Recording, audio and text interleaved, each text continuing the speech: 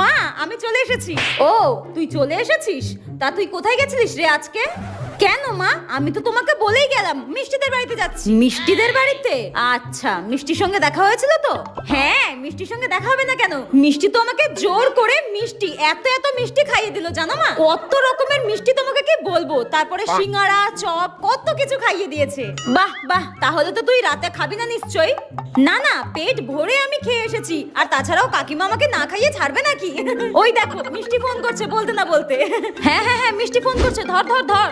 হ্যাঁ হ্যালো, হ্যাঁ মিষ্টি আমি বাড়িতে চলে এসেছি। হ্যাঁ হ্যাঁ হ্যাঁ চলে এসেছি। হ্যাঁ হ্যাঁ হ্যাঁ, রাখ রাখ রাখ। মিষ্টি, তুই যে 1 মাস আগে আমার কাছ থেকে নীল শাড়িটা নিয়ে এসেছিলিস, ওটাই নিতে এসেছিলাম তোর কাছ থেকে। জানোয়ারের বাচ্চা জুতিয়ে তোকে খুলে গেছে।